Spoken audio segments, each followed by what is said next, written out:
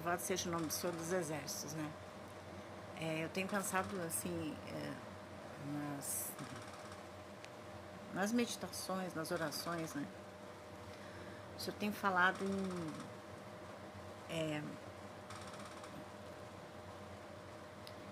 em apóstolo Paulo, que é Saulo, né? Saulo, ele perseguia os cristãos e ele era judeu, né?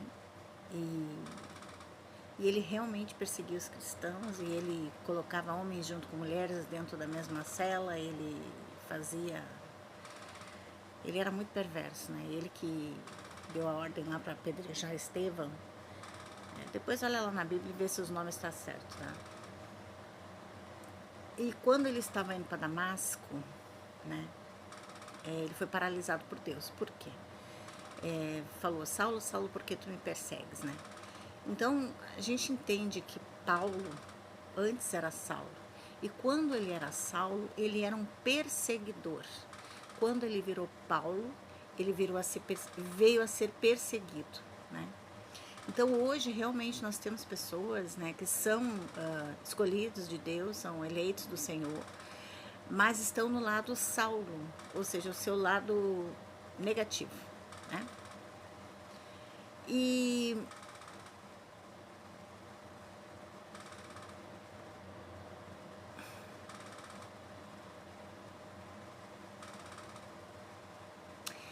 isso acontece hoje, né?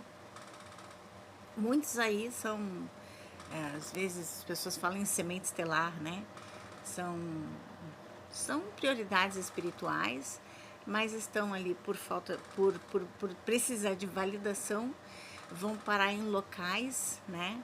Vão parar em associações locais, por causa da validação, e são locais ao qual a sua energia real não é aquela daquela localidade, né? Por quê? Porque tem necessidade de validação, necessidade de reconhecimento, necessidade de afirmação. Então, o Saulo, ele era judeu e ele defendia, achando que os cristãos eram contra e que ele queria defender Deus, né? Ao passo que depois que ele foi paralisado, ele entendeu que Yeshua é o Filho de Deus. Então, por que tu me persegue, né? Por que tu me persegue? Ou seja, estava perseguindo os cristãos, né? Então, muitos são Saulos, né? Que estavam criados e foram forjados em localidades ao qual hoje perseguem pessoas, mas estão perseguindo os deles, né? A verdade é essa, estão perseguindo os deles, né? Quantos aí estão atirando em pessoas, em placas? Eu vou dar como se uma pessoa fosse uma placa, tá? Ficam atirando em placas, né? Porque acha que o que a pessoa está mostrando, porque a placa ela sinaliza alguma coisa, porque está sinalizando alguma coisa que é diferente daquilo que você proclama. Saulo, ele ia contra os cristãos porque eles sinalizavam coisas diferentes daquilo que haviam ensinado a ele, né? Se Yeshua era judeu, né? Mas por que ele não ficava assim direto dentro da sinagoga, né? Por quê? Porque haviam coisas que eram ensinadas que não estavam de acordo com aquilo que Deus estava determinado a ensinar.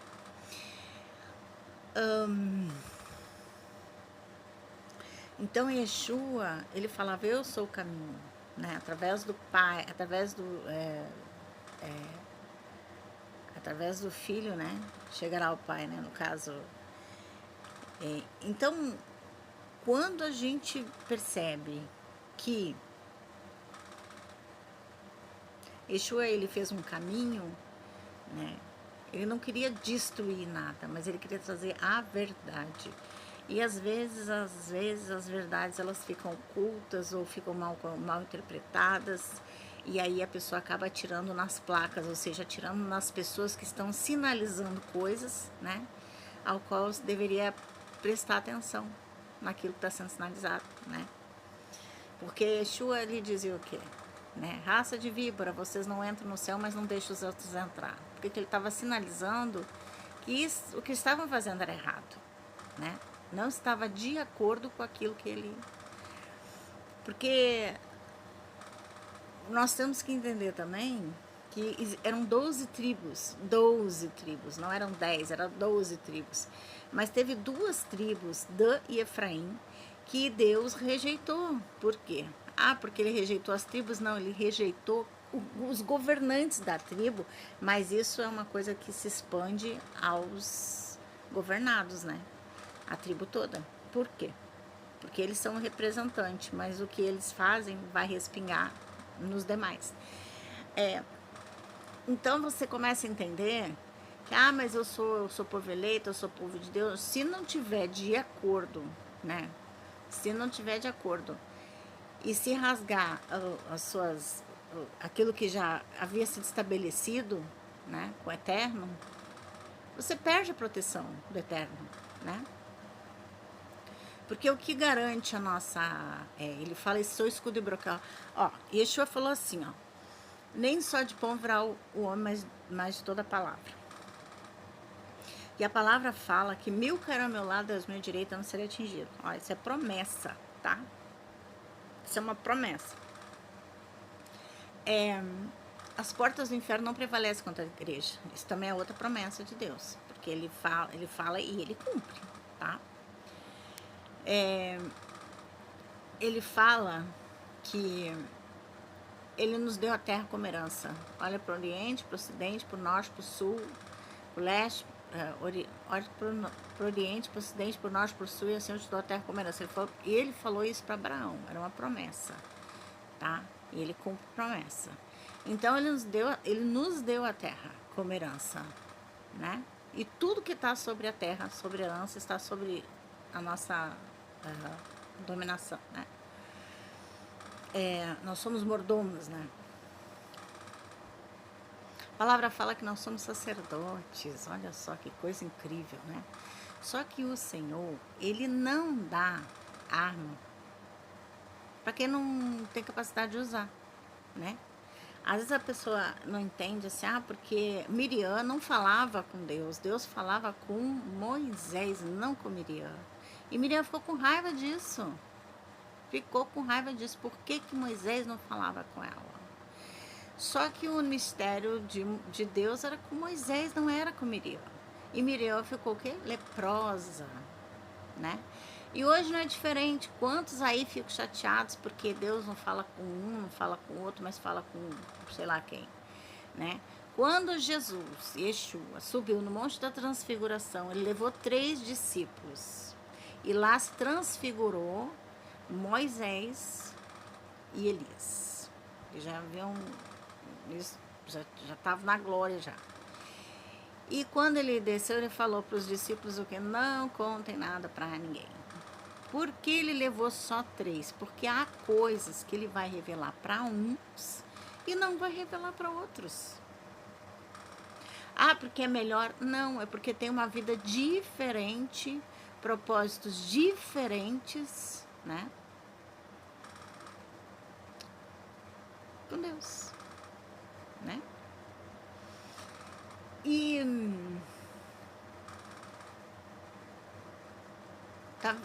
muitos assuntos que vem na minha cabeça, tudo misturado, mas dá para entender tudo, né? Elias entrou dentro da caverna, porque era perseguido por Jezabel e Acabe. Rabanto, meu Deus. Ele se escondeu.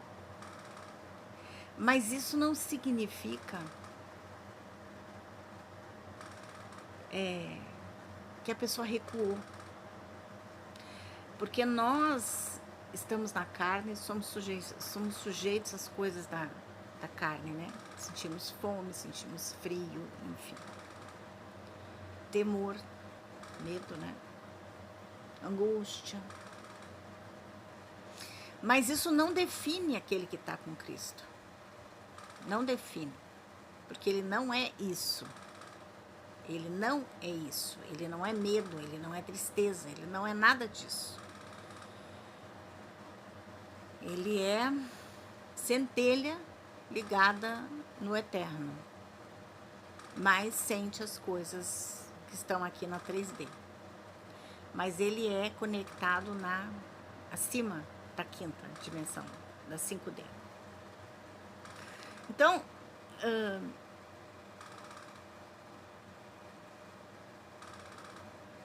às vezes as pessoas vão se cansar, mas isso não quer dizer que destruíram ela, que acabaram. Isso não significa isso.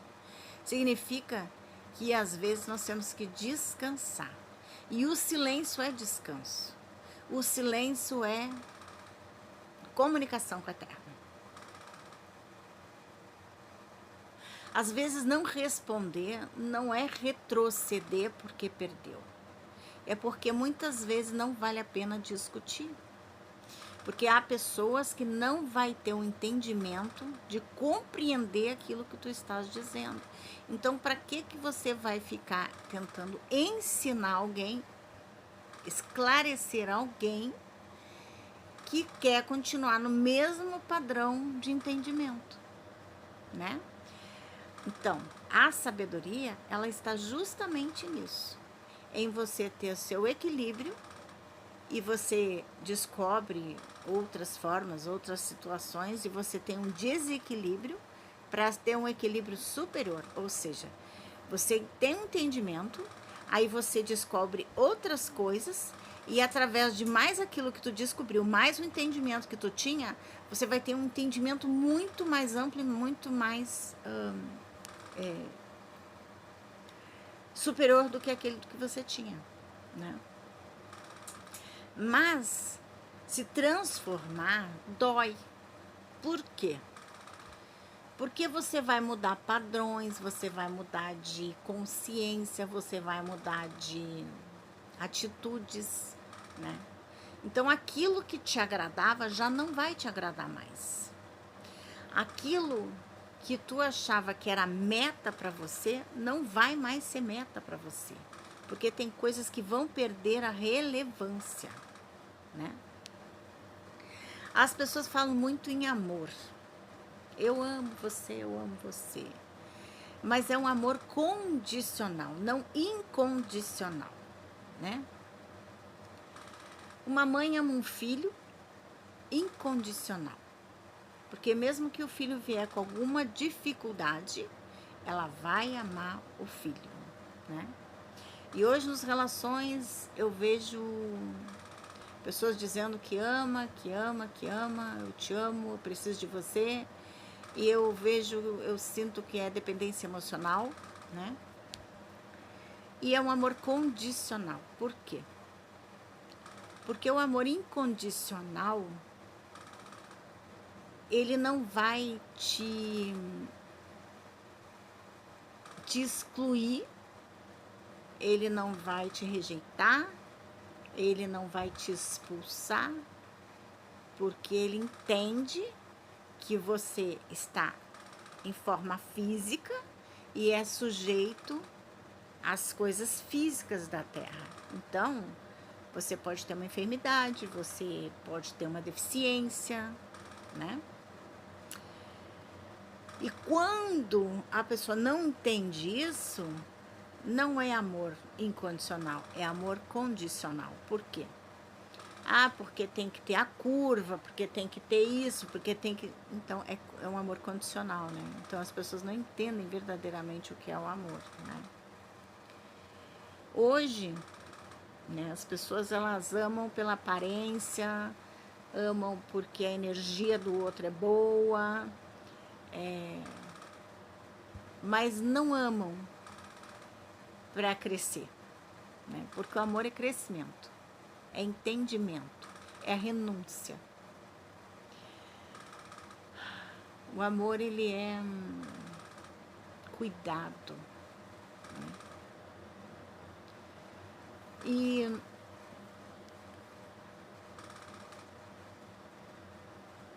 existem pessoas que se amam, Porque é nas diferenças e nas dificuldades é que você vai entender o amor.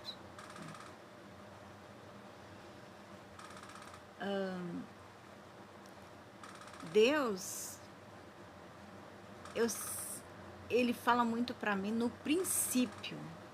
No princípio era o verbo era Deus. Deus, ele é amor.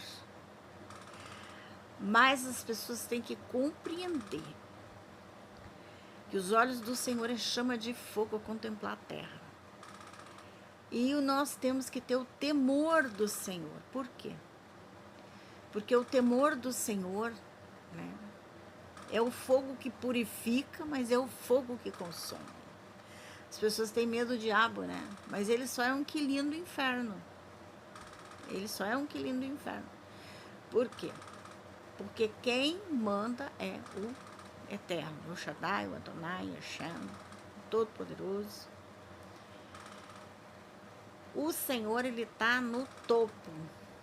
Ele manda em absolutamente tudo. E por isso que fala, né? Até o inimigo tem que obedecer quando Deus manda, né? Deus, ele coloca nós em lugares para nos guardar. Ele colocou Moisés dentro da casa do faraó. Olha só. Herodes queria matar todo mundo. As crianças... Não, estou falando de Herodes. Eu falando de Moisés, faraó. O faraó queria matar as crianças todas. E aí, o que aconteceu? A mãe de Moisés colocou ele no rio, no cestinho. Quem pegou ele para criar foi a filha do faraó. Então, foi criado como príncipe dentro do castelo, nas barbas do faraó. Então, é assim, Deus, ele te cuida. Deus, ele vai colocar pessoas para nos cuidar em lugares onde querem nos matar, sabe? Deus vai levantar pessoas em lugares que estão falando mal de nós. Deus, ele vai trabalhar nessas vidas, né? Deus não é Deus de confusão. O que é dele. Quando mexem nas coisas dele, ele não gosta, que são as meninas dos olhos dele. Quando mexe, alguém mexeu nas taças, né? Invadiram e foram mexer nas taças, nas coisas que eram do sacerdócio. E o Senhor escreveu na parede, ó, for medido, for pesado e for achado em falta. Então, nós somos essas taças do Senhor, nós somos essas coisas, esses objetos do Senhor, nós somos essas preciosidades do Senhor, o tesouro dele. Quando mexe nos tesouros dele na terra, meu Deus. Sodoma e Gomorra, os 2 anjos que foram buscar Ló, né? Foram avisar Ló, ficaram na casa de Ló. E os homens queriam se misturar sexualmente falando com os anjos. Aquilo deu uma ira no Senhor, que foi assim, ó, final, acabou. Já estava ruim para eles, ficou pior. Então, quando mexe, tem os limites. Deus, ele tem os limites dele, né? Porque enquanto estão testando, que nem estava lá, perseguindo Elias, querendo matar Elias, perseguindo Elias, e mataram um monte de profeta, tá? E perseguindo, aí teve o limite, né? Até que Deus fez o quê? Desceu o fogo do céu e queimou lá, matou 450 profetas de Baal. Então, Deus, ele tem os limites dele. Enquanto estão nos perseguindo, a gente está lá se escondendo, descansando, lá dentro das cavernas, né? E Deus só está no olho, ó, do inimigo. Só está olhando o que o inimigo está programando. Ele está dando corda pro cara lá se enforcar, sabe? Aí as pessoas pensam que Nabucodonosor mandava e desmandava. Um dia Deus falou o quê? Usou o profeta, falou, ó, fica calmo, fica mais humilde, seja melhor, seja isso. Vai olhar lá na Bíblia lá. Entra no Google aí, o Google fala tudo também, né? Google dedo duro. E o que aconteceu? Simplesmente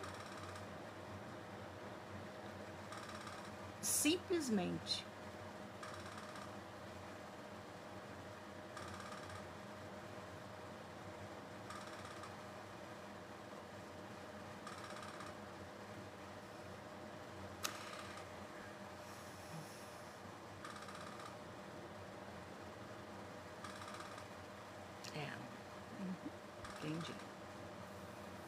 Então,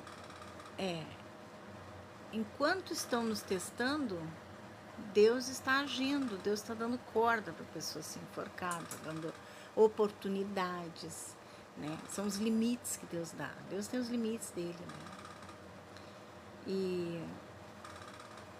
E quando chega no limite, Deus age, né?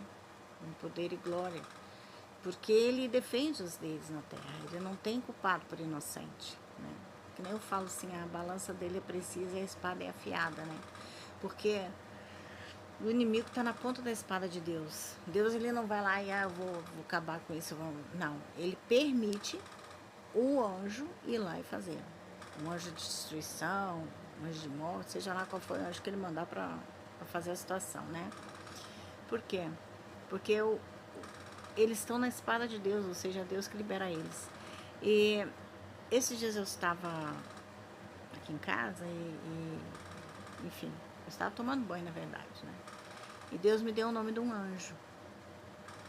E eu fiquei preocupada, porque eu não sei tudo, né? Mas aí a gente vai lá e vai ver o que é, né? E aí eu pesquisei esse anjo. Esse anjo, ele tem a ver com o quinto selo, né? E é um anjo de destruição. Então, assim, Deus está esperando os homens agir, né? Para dar ordem. É desse jeito. Então, hoje, né? O homem tem destruído, tem matado, tem aniquilado vidas por puro egoísmo e ego, né? Porque dizem que são o que não são, né? E falam em Deus, mas quando tu fala a palavra Deus ela é genérica, né? Porque pode ser um Deus de Baal, pode ser um Deus de Jacó, Isaac, né? De Abraão, né? Então, quando, meu Deus, né? Mas peraí, qual é o Deus que tu fala, né? Porque existem vários deuses, né? Eu gosto de falar eterno, que eu já sei que é o Deus Todo-Poderoso lá, né? Mas assim, hoje nós temos pessoas que falam em Deus, mas o Deus deles é o Deus da Babilônia. Ou seja, que a Babilônia, ela era o quê? Idólatra, né? Ela era idólatra, né? O Egito era idólatra. Então,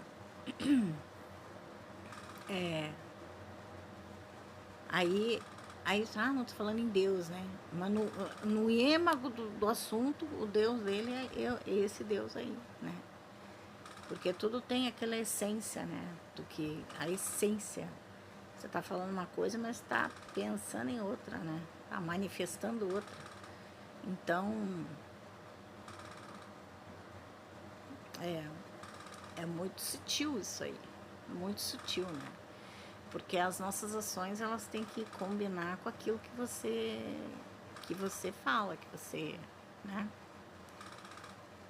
As pessoas falam muito em amor, mas é um amor mundano, é um amor condicional, né? Através de contratos, através de, sabe, uns amor meio estranho, assim, não tem nada a ver com o amor incondicional, que você verdadeiramente ama, né? Enfim. Então, há de se pensar, né, em tudo isso, né? A quem estamos seguindo, que às vezes ele está como Saulo, não é Paulo ainda, ele é Saulo, ou seja, está andando no lado negativo, né? Há de se pensar ainda que quem persegue os profetas, quem persegue, que nem perseguia lá Elias, né? Achar que ficar quieto, ficar tranquilo, não revidar, né? Que isso é fracasso. Isso não é fracasso. Porque com quem os profetas andam não é fracassado, não. Ele é poderoso, né? E ele responde na hora certa. Ele é simplesmente um Deus de oportunidade, né? Enquanto a gente está lá dentro das cavernas, Deus está dando oportunidade e tempo para as pessoas se modificar. Então, quando querem nos colocar dentro de situações, nos usar como placa, né? Atirando coisas que não nos pertencem, palavras que não nos pertencem, que não nos definem, né? Deus está olhando, está anotando, né? E o limite de Deus chega. Por quê? Quando se levantam fazendo solicitações, né, de destruição e morte para os profetas, isso dá legalidade, presta bem atenção no que eu vou dizer. Espiritualmente, você está dando legalidade para profeta devolver tudinho. Por quê? Porque ele é inocente, né? Então, se ele não deve, tem que pagar, ele não está devendo, não vai pagar. Então, a conta vai para quem? Vai para quem mandou. É desse jeito. Então, prestar atenção nessas coisas, né? Que às vezes as pessoas acham que vão ficar impunes, né? O rei Nabucodonosor achou que ia ficar impune, né? Mas não fica impune nunca. Até o povo lá, que era de Judá, lá de Israel, toda vez que errava ia para cativeiro, para te ver que Deus não deixa ninguém impune, tá? Toda vez que o povo de Deus errava, ia para cativeiro. Isso aí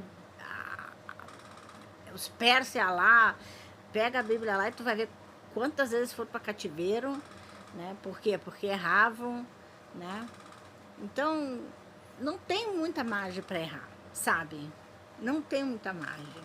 Tem umas regrinhas de ouro que fala, faça para os outros aquilo que tu gostaria que faça para você, né?